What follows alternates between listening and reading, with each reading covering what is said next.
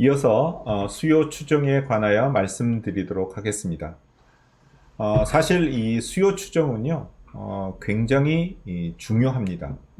사실은 또 예타를 포함해서요, 이 경제성 분석을 하다 보면 실질적인 이 수요 추정이 그 조사의 시발점이자 또는 가장 쟁점화가 많이 되는 그러한 과정으로 볼 수 있습니다. 실제 예비 타당성 조사를 해보면요, KDI 내에서 사전회의 또는 기재부의 중간보고 또는 최종보고를 가보면요, 특히 기재부에서의 그 수요 추정에 대한 어떤 집요함, 이런 것들은 굉장히 우리가 생각하는 것보다, 밖에서 생각하는 것보다는 훨씬 심하다고 볼 수 있겠습니다. 심지어는 제 경험으로 보면 어떤 경우에는요, 예타를 하는 데 있어서 기재부 회의나 아까 말씀드린 그런 회의에서 거의 한 반 정도를, 회의의 반 정도를 이 수요 추정에 대해서 서로 간에 이 공방을 하고 거기에 대해서 집요하게 묻고 하는 그런 부분들이 굉장히 크다, 이렇게 말씀드릴 수가 있겠습니다. 그래서 그만큼 또 해보면 수요 추정에 따라서 어떻게 보면 굉장히 상식적인 지금 얘기인지도 모릅니다. 이 수요 추정을 가지고 어차피 이걸 가지고 편익 추정을 하거든요. 그렇다 보니까 편익 추정에 있어서의 뭐 과소나 과잉이나 하는 부분들은 어떻게 보면 방법론의 어떤 방법론을 택하느냐에 따라서 그런 편익의 어떤 과소와 과잉이 일어날 수도 있지만, 사실은 수요 추정에서 벌써 어느 정도 다 나와버리는 것이죠. 그러다 보니까 이 부분을 민감하게 다룰 수밖에 없다는 말씀입니다. 그러나 또 알고 보면 수요 추정이라는 것은 또 우리가 여러 우리 항만뿐만 아니라 또 경제성 분석뿐만 아니라 모른다는 경영, 경제나 이런 연구하는 거나 또는 실제 어떤 상황에 있어서도 이 수요 추정은 정말 중요한 부분이지 않겠습니까? 그러다 보니까 이 수요 추정은 누구나가 또 말할 수 있는 또 요지도 많아요. 실제로는요, 수요 추정에 대해서는. 그러나 이 부분은 예타에서 특히 이 경제성 분석의 이 수요 추정 방법은 어느 정도 그 방법론이라든지 이런 것들이 이렇게 세팅가 되어 있습니다. 그래서 그 범위를 벗어나지 않도록 많이 요구를 하는 것이죠. 그래서 이제 그 범위 내에서 어떤 큰 틀 안에서 이제 그 연구진이 조금 그런 것들을 이제 유연성 있게 좀 할 수 있는 여지는 있겠습니다만은, 어차피 큰 틀은 정해져 있다, 이렇게 보시면 맞을 것 같습니다. 특히 항만 부분에 있어서의 이 수요 추정에 있어서의 참고 자료는 지금 나와 있는 요 한 네 가지가 근간입니다. 가장 중요한 것다고 볼 수 있고요. 또는 이제 개별 예비 타당성 하는 데 있어서 물론 기존에 그 관련돼 있는 기존의 여러 가지 타당성이라든지 이런 사전조사가 뭐 기본계획이라든지 또 이런 부분이 있겠습니다만은, 그런 부분에서 또 가져올 수도 있겠습니다만은, 요 지금 제가 제시하고 있는 요 참고자료 네 가지가 거의 전부이자 또는 거의 전부이자 이게 근간을 삼고 있다, 이렇게 봐도 과언이 아닙니다. 지금 보시는 바와 같이 이제 첫 번째는요, 포츠미스입니다. 여기 다 아시다시피 이제 포츠미스는 해양과 항만과 관련되는 모든 실적치 또는 운영과 관계되는 여러 가지 정보들이 종합적으로 여기에 다 포함되어 있습니다. 그래서 이제 그러한 자료들을 여기서 끄집어 오는 것이고요. 그 다음 이제 두 번째가 이제 전국 항만 기본 계획입니다. 지금 이제 4차 항만 기본 계획이 거의 이제 공시가 됐는데요. 지금 이제 여러분 알다시피 이제 기본적으로 10년 계획으로 오고 있고 중간 5년마다 해가지고 수정 계획들이 나오지 않습니까? 여기에도 이제 보면 이제 수요 추정도 여기도 당연히 들어가는 것이죠. 그런데 이제 그 전국 항만 기본 계획에 들어가는 수요 추정은요, 그 당시 그 해당되는 연도에 가장 최근에 바로 나오는 아래에 세 번째로 나오는 그 KMI의 항만 수요 예측센터가 매년마다 연도별로 발표하고 있는 품목별 항만 물동량 예측 보고서에 나와 있는 자료를 또 근간으로 하고 있습니다. 근데 이제 아까 말씀드린 대로 전국 항만 기본 계획은요, 수정 계획은 5년 또는 기본 계획은 10년 단위로 나오기 때문에 그 당시에 해당 연도에 가장 최근 바로 여기 품목별 항만 물동량 예측 보고서에 나와 있는 자료를 근간으로 하고 있기 때문에 이런 것들은 이제 매번 지금 나오는 품목별 항만 물동량 예측 매년마다 발표를 하고 있는 그것을 또 근간으로 하면 된다 이 말씀입니다. 그리고 또 한 가지 또 중요한 그 참고 자료는요, 그 항만에 적정 하향 능력이 있습니다. 이거에 대한 이제 쉽게 말해서 이제 어떤 부산항에 어떤 항에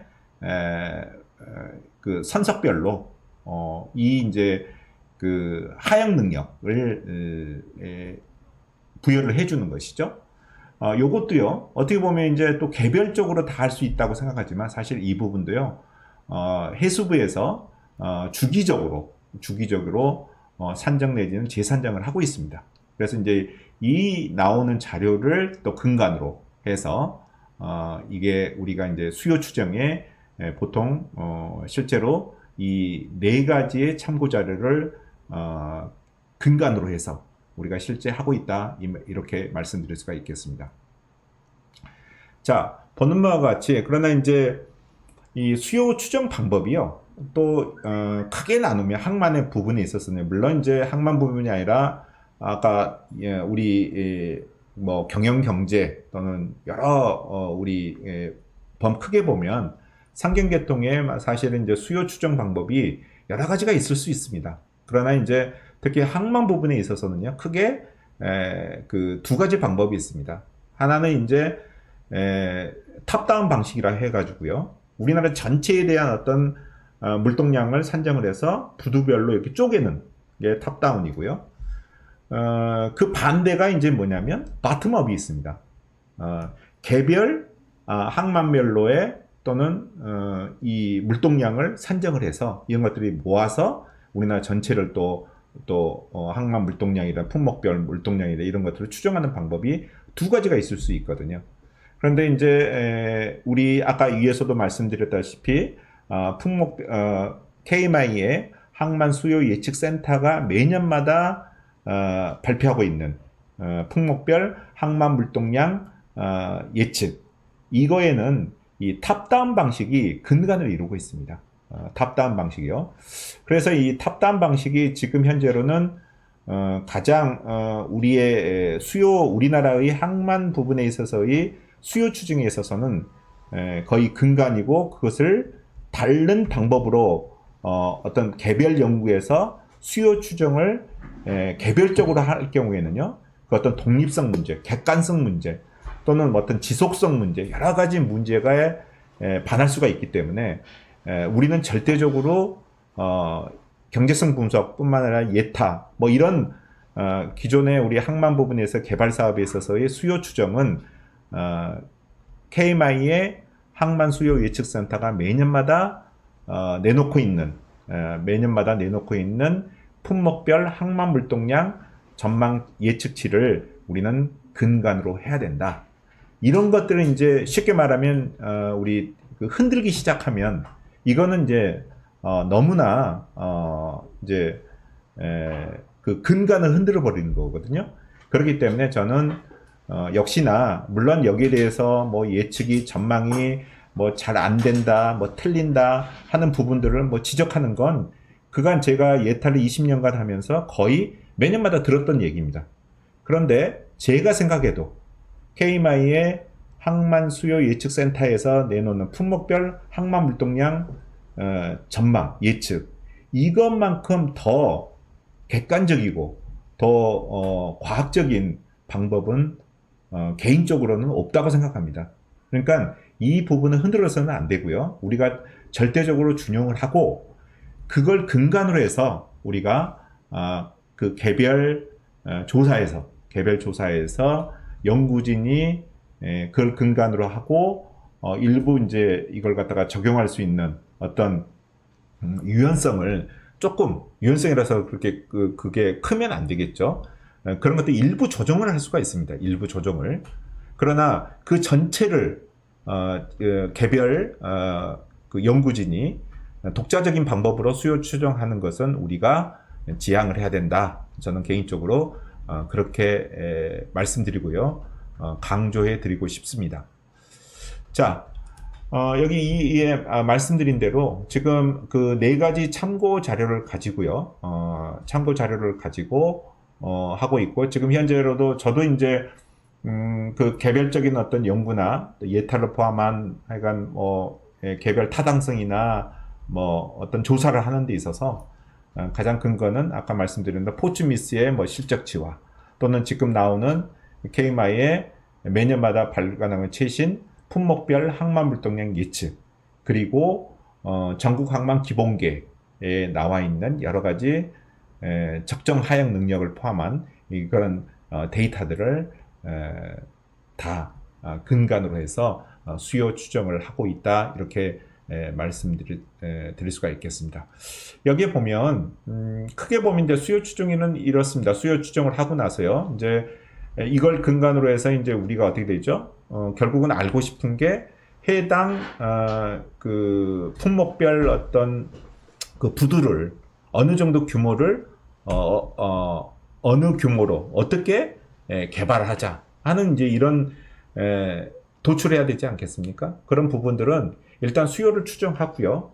아까 말씀드린 대로 이제 지금 현재의 공급적인 측면에서의 하역 능력은 이 정도가 되고, 지금 각종 이제 기본 계획이나 지금 하려고 하는 계획상에 나와 있는 그 개발, 부두의 개발, 이런 것들을 통해서 하역 능력이 어느 정도 이제 향상된다 또는 이제 증대가 된다 했을 때 그 둘 간의 상관관계를 가지고 거기서의 이제 플러스 마이너스적인, 이제 특히 이제 수요가 있는데 지금 공급이 딸리고 있다 할 경우에는 당연히 그 해당되는 품목 또는 전용항을 만드는 이제 이런 논리로서 가는 것입니다. 그렇다 보니까 지금까지 이제 우리가 지금 이 소요선석 규모를 이제 우리가 일명에서 트리거룰이라고 해가지고요.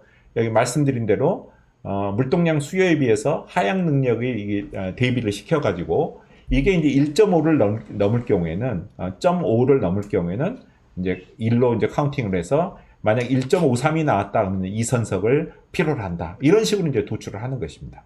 이게 이제 수요 추정의 가장 큰 이 뼈대가 되는 것이죠. 뼈대가 되는 것이고요. 그 다음에 이제 어항 쪽입니다. 사실 어항 쪽은요, 사실은 이 어항 쪽도 이 앞서에 말하는 우리가 이제 그 무역항이라든지 연안항이라든지 이 부분하고는 조금 어항 부분의 수요 추정은 조금 달리 하는 것 같습니다. 또 워낙 그 디테일한 부분들이 있기 때문에 이 어항 부분은요, 그리고 이제 전국 그 국가 어항뿐만 아니라 지방항 이런 것들을 다 뽑으면 사실 너무 많거든요. 그리고 이제 그 규모도 크고요. 척수의 어떤 대수도 많고 하다 보니까 이런 것들이 사실 이제 실제로 업무에서는 수요 추정은요, 제 경험으로 볼 것 같으면 좀 요거는 나름대로 표준 지침이나 하는 거에서 나름대로 한번 수정을 해야 되지 않을까라고 싶습니다.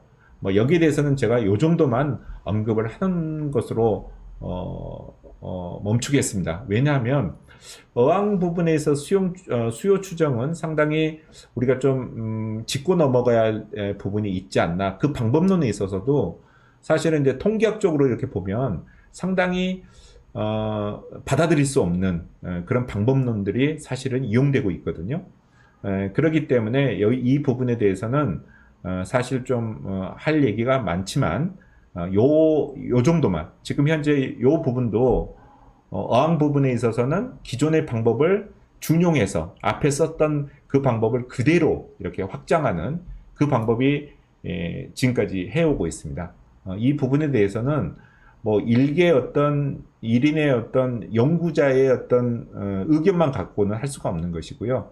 이 부분에 있어서는 어떤 우리가 연구를 해서 요 어항 부분에 있어서 표준 지침은 따로 이 수요 추정은 아마 보강을 해야 되지 않을까라고 싶습니다. 어한 부분은 제가 수요 추정은 이 정도만 언급하는 걸로 하겠습니다. 네.